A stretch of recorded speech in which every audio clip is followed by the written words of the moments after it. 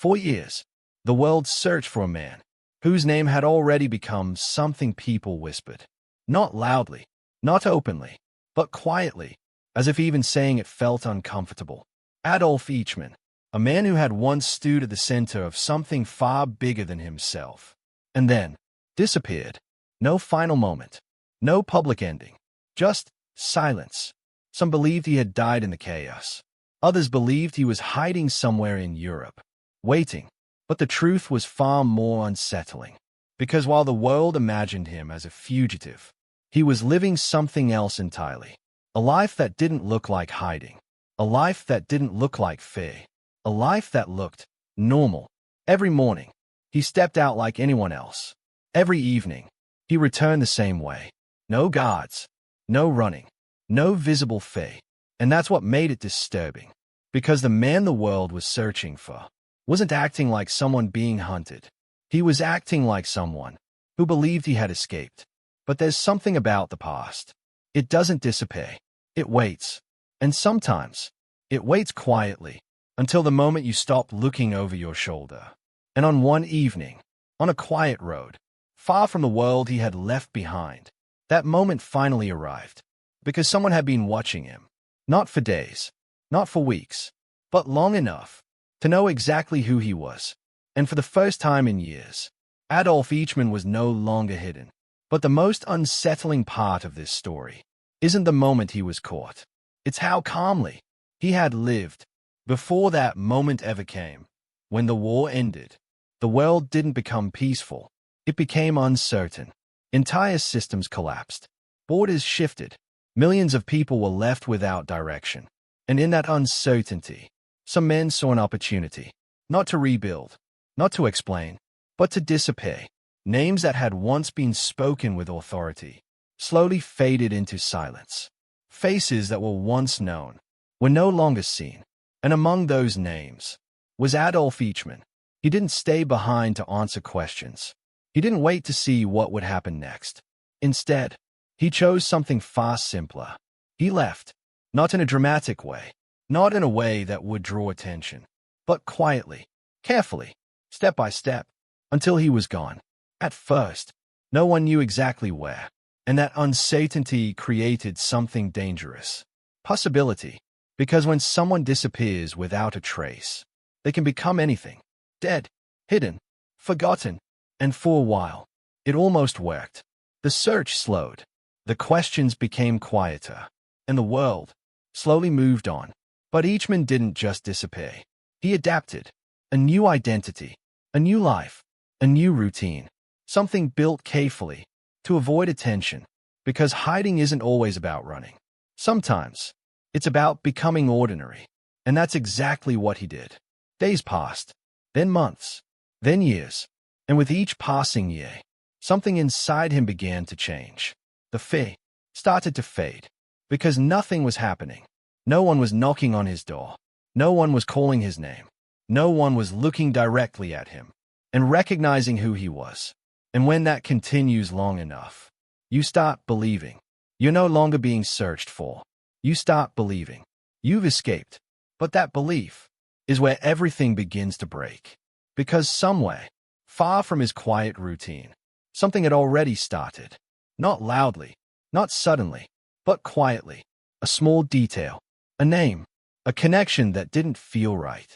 And instead of being ignored, it was followed, slowly, carefully, without drawing attention. And with each step, the distance between Eichmann and the people searching for him became smaller. But he didn't see it. He didn't feel it. He didn't even suspect it. Because his life still felt the same road, the same routine, the same quiet normality. Until one evening, something felt different. Not enough to panic, not enough to run, just enough to notice. A small shift in the silence around him. A feeling that something wasn't quite right. And sometimes, that's all it takes. Because the moment you begin to feel something is often the moment it has already begun. And on that evening, as he walked down that quiet road, Adolf Eichmann was closer than ever to realizing that he had never truly escaped at all. It didn't begin with a raid. It didn't begin with a chase. It began with a question. A small one, easy to ignore. The kind of question most people would never follow. But someone did. And that's where everything changed. Because once a question is taken seriously, it doesn't stay a question for long. It becomes a search. And this search was different. It wasn't loud. It wasn't public. There were no announcements, no warnings, just quiet observation. Somewhere, far from the life he had built, a name surfaced again, not confirmed, not proven, but familiar enough to raise doubt. And doubt is where it always begins, because doubt doesn't disappear. It grows, slowly, quietly, until ignoring it becomes impossible. So they didn't ignore it. They followed it, one step at a time. A record, a connection, a detail that didn't fully match. And each time they looked closer, the possibility became stronger. Could it really be him? Not the man they remembered, but the man he had become. Because time changes everything. Faces change. Names change. Lives change. But some things don't. Patterns. Habits. The way someone moves. The way someone speaks. The way someone exists. Without realizing they are being watched. And that's what they began to look for. Not proof. Not yet. Just patterns. And slowly, those patterns started to align. A man, living quietly, following the same routine, every day, leaving at the same time, returning the same way, predictable, ordinary, invisible, exactly what he wanted, but also exactly what made him vulnerable. Because routine can be learned, and once it's learned, it can be followed, and once it's followed, it can be used. They didn't approach him. They didn't confront him. Not yet. Instead, they watched, from a distance, from places he would never notice. A car that stayed a little too long. A figure that didn't move. A presence that didn't belong, but was never obvious enough to be questioned. And that's what made it effective. Because he didn't react. He didn't panic. He didn't run. Because as far as he knew, nothing had changed. His world was still the same. The same road. The same routine. The same quiet life he had built so carefully. But outside that world, something was tightening. Slowly, patiently. A circle, getting smaller. Each observation, bringing them closer. Each day, reducing the distance. And still, he remained unaware. Because the most dangerous kind of pursuit isn't the one you can see. It's the one you don't even know has begun. And by the time you feel it, it's already too late. And somewhere, in the middle of his routine, that moment was getting closer. Because they weren't guessing anymore. They weren't assuming. They were becoming certain. And once certainty replaces doubt, everything changes. The search ends. And the operation begins. But even then, they didn't rush. Because this wasn't about finding him anymore. It was about taking him. And doing it. Without a mistake. Without noise. Without giving him even a second to escape. And that's what makes this moment so dark. Because while they were preparing, watching, closing in, Adolf Eichmann was still walking the same road. Believing he was free, but freedom is often just an illusion, right before it disappears. And on the next evening, as he stepped into the same routine, something was waiting for him that he would not walk away from. The next evening, nothing seemed different. The same road, the same silence, the same routine he had followed for years. And that's what made it so effective. Because when everything feels normal, you stop looking for danger. He stepped off the bus, just like he always did. The air was quiet, almost too quiet. No noise, no movement, just the sound of his own footsteps, echoing against the road. He had walked this path before, dozens of times, maybe hundreds. There was nothing unfamiliar about it. And yet, something felt different. Not enough to stop, Not enough to turn around. Just enough to hesitate. A second longer than usual. A glance that lasted just a moment too long. And then it happened. A figure stepped out. Not suddenly. Not aggressively. Just there. Close enough now that ignoring it was no longer possible. Another presence. Just behind. And then another. Not chaos. Not panic. Just movement. Carefully controlled. The kind of movement that had been planned long before this moment. And in that instant, everything changed. Because this wasn't random. This wasn't a mistake. This was intentional. Precise. Final. For a brief second, time seemed to slow. The road. The silence. The shadows around him. All of it suddenly felt different. Because now, he understood. Not fully. Not completely. But enough. Enough to feel it. Enough to know. This wasn't just a coincidence. Hands reached for him. Firm. Controlled. No shouting. No chaos. Just action. Immediate. He tried to react. But there was no time. No space. No opportunity to escape. Because this moment had already been decided. Long before he stepped onto that road. And that's what makes it so disturbing. Because by the time it happened, it was already too late. He wasn't being chased. He wasn't being hunted anymore. He had already been found. And now, he was being taken. Quickly, quietly, without leaving anything behind. The road returned to silence. The same stillness.